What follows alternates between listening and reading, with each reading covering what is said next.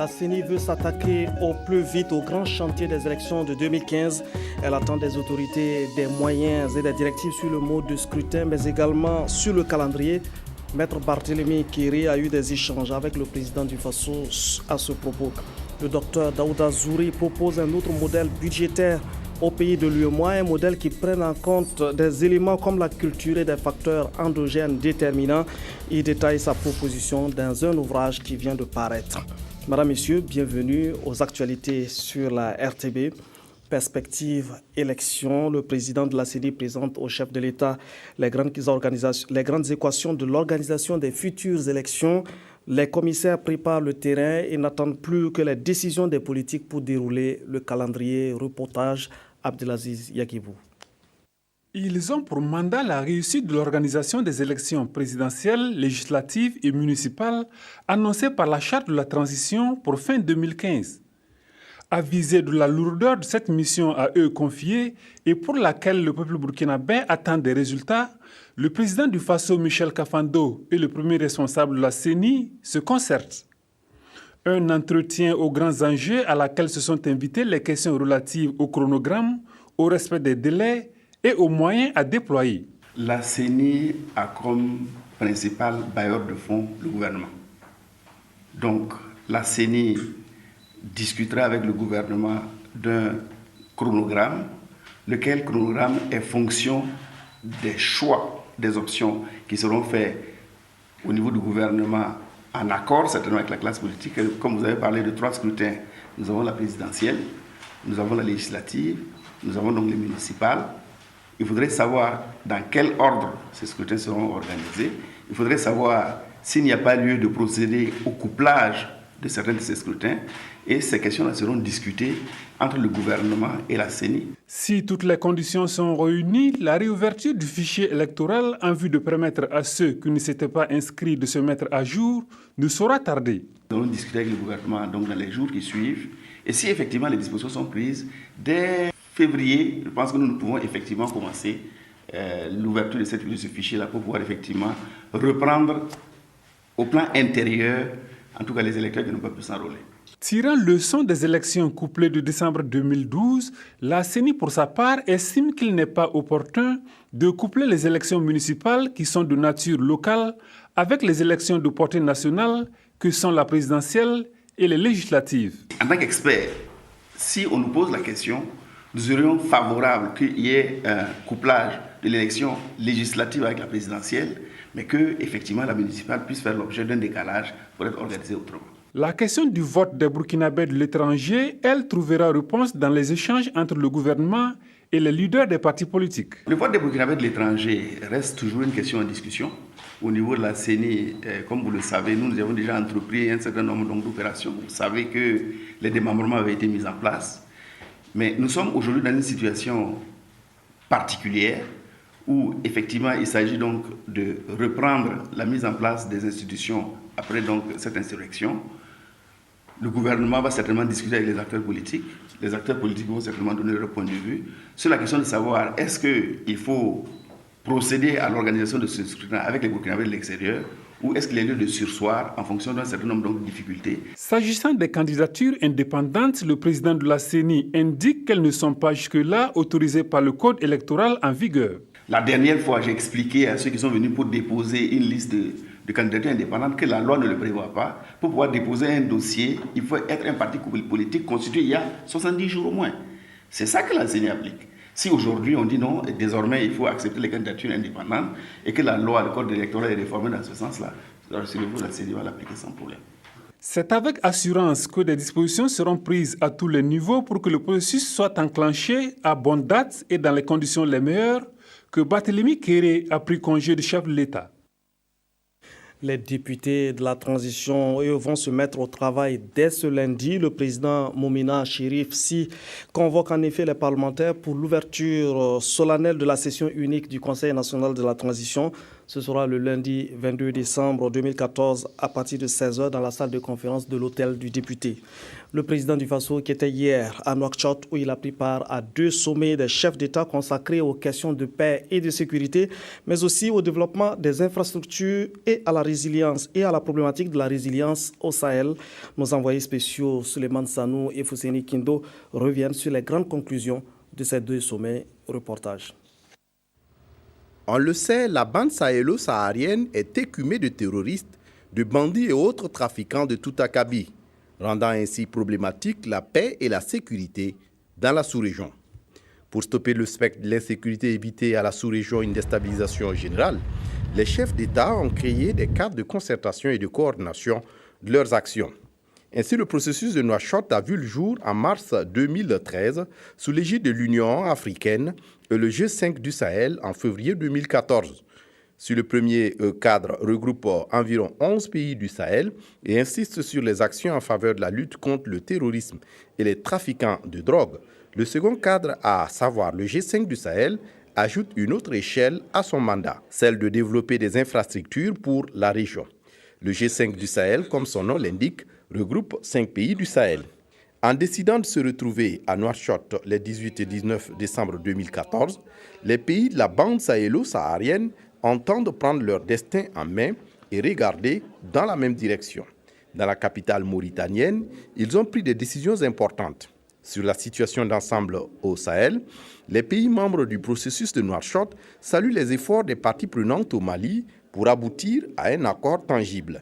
Sur la Libye, les positions sont divergentes.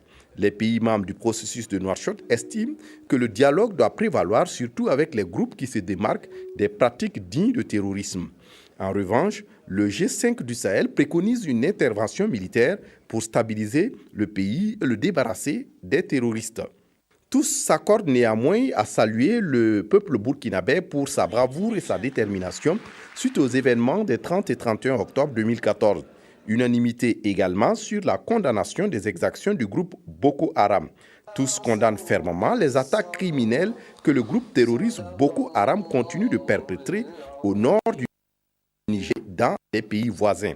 Ils se préoccupent également de l'aggravation du fléau du terrorisme et de l'extrémisme violent dans la région sahélo-saharienne, ainsi que les liens de plus en plus étroits que les groupes armés terroristes entretiennent avec la criminalité transnationale organisée, notamment le trafic de la drogue et des êtres humains, le blanchiment d'argent et le trafic illicite des armes.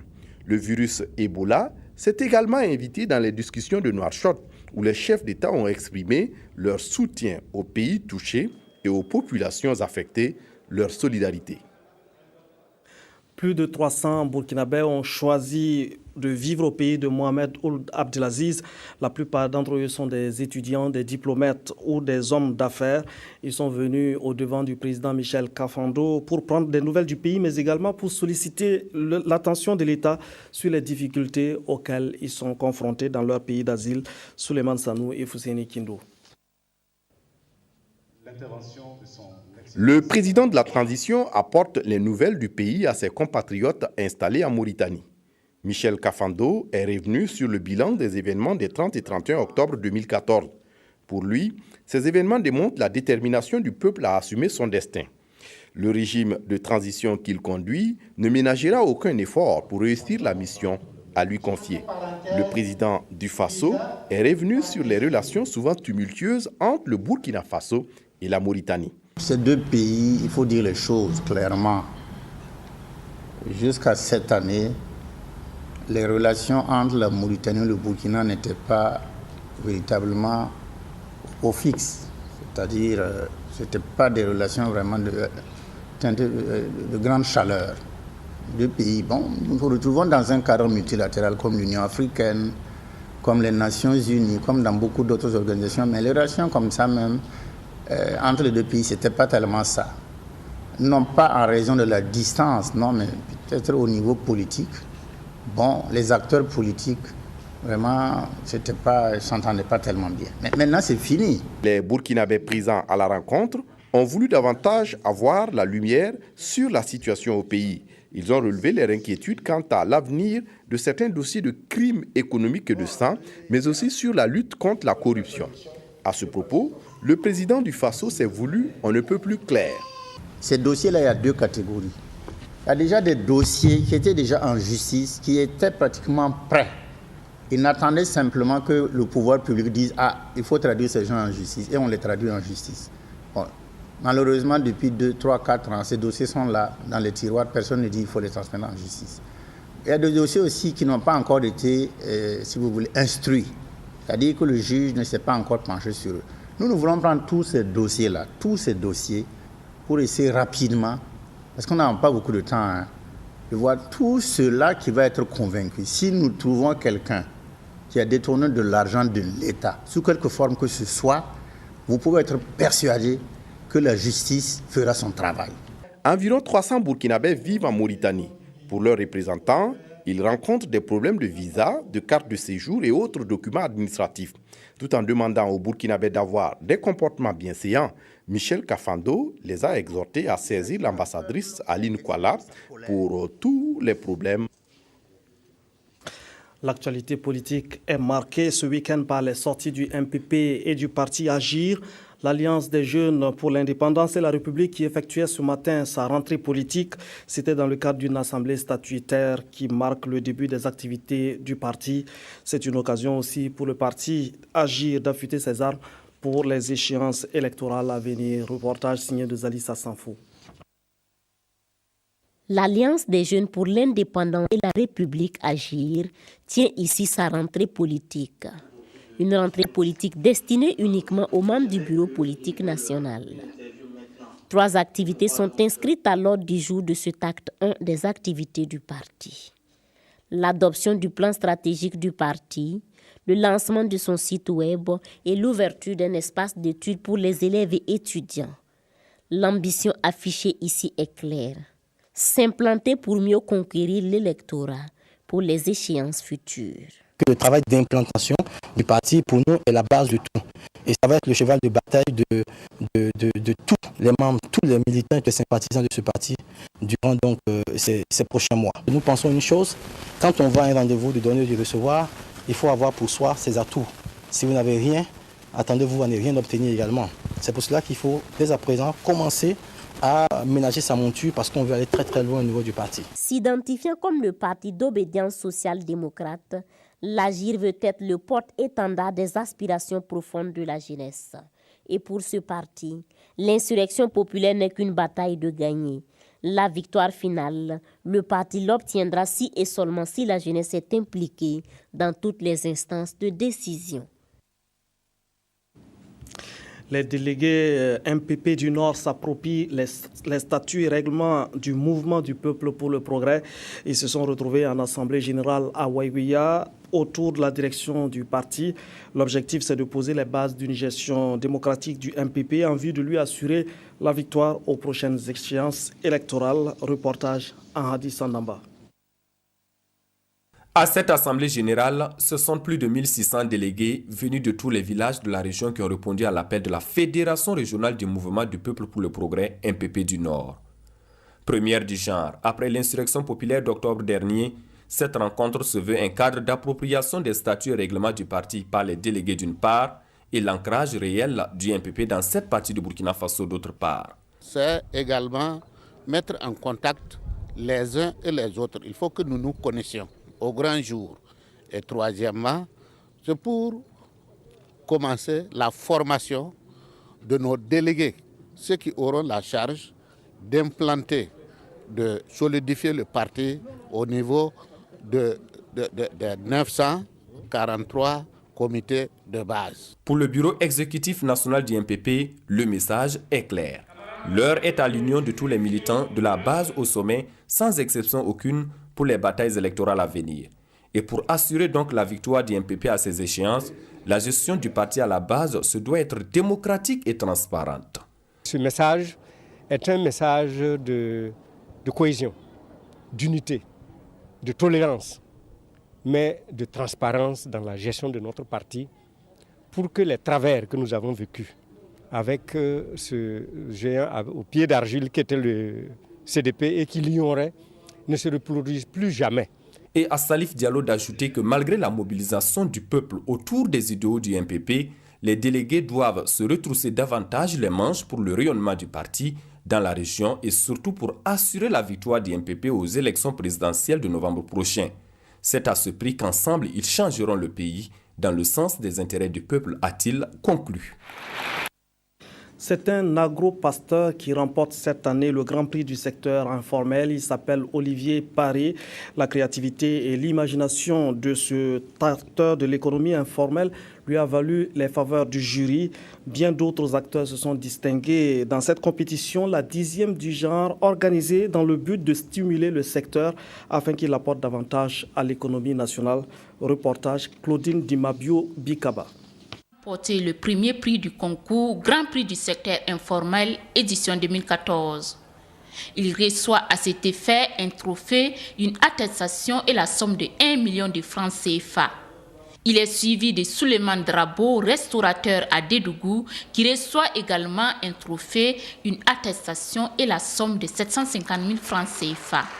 Le troisième prix de cette catégorie est revenu à Yamegorita Florence, coiffeuse esthéticienne à Koudougou. Elle reçoit une attestation, un trophée et 500 000 francs CFA. Le Grand Prix du secteur informel, j'ai vraiment lutté, c'est ma 3e fois.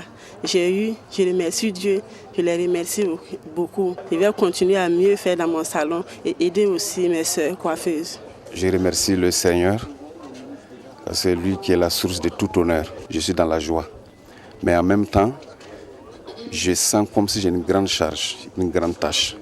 Parce qu'il faut que je relève le défi. Il ne faut pas que le Grand Prix du secteur informel, 10e édition, qu'on le voit les années à venir dans la rue.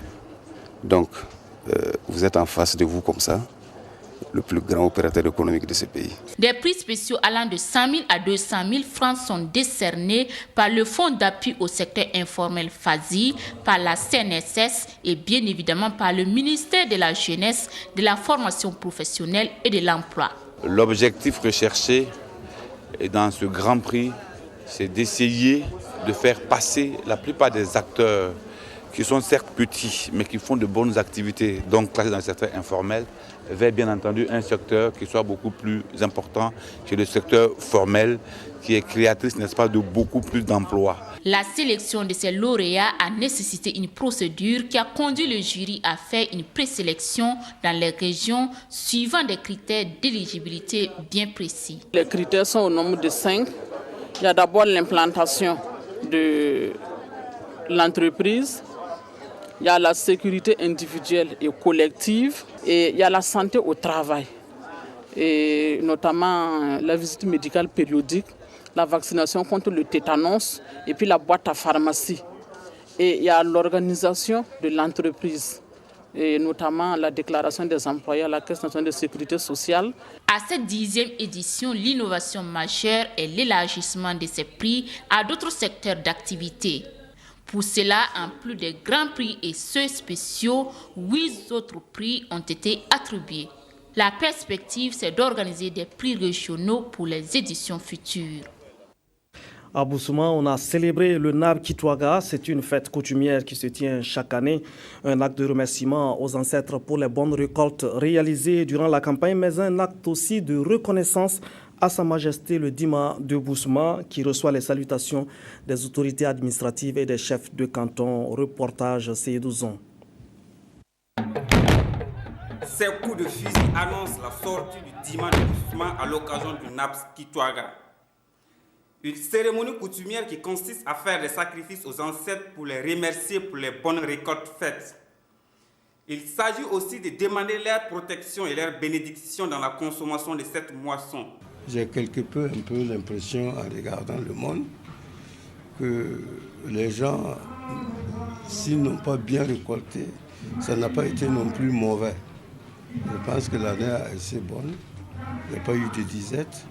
Donc, ce qui peut expliquer finalement la présence de beaucoup de personnes à l'occasion de cette fête. Cette grande manifestation est également l'occasion pour le roi de s'adresser à son peuple. Le message particulier que j'ai, c'est le même message pour le peuple de Boussouma, Parce qu'à Bousma, ici, nous cultivons la solidarité, le respect des traditions et des coutumes. Bousma compte 12 cantons et à l'intérieur de tous les cantons, nous voulons que la discipline règne, la hiérarchie soit respectée et que le peuple suive l'exemple pour que tout se passe bien au royaume de Bousma. À cette fête traditionnelle du roi de Bousma étaient présentes les autorités administratives de la région du Centre-Nord et les amis de Bousma. On note aussi la présence du cardinal Philippe Ouédraogo et du ministre en charge de l'administration territoriale représentant le Premier ministre. Tous venus saluer sa majesté. Fondé vers le XVIe siècle, le royaume de Bousma a connu 30 rois. Le Naba Sonré est le 31e roi et règne depuis plus de 40 ans. Voilà, c'est la fin de cette édition. Merci de nous avoir suivis. Je vous retrouve demain à 20h. Bonne suite de programme sur la RTB.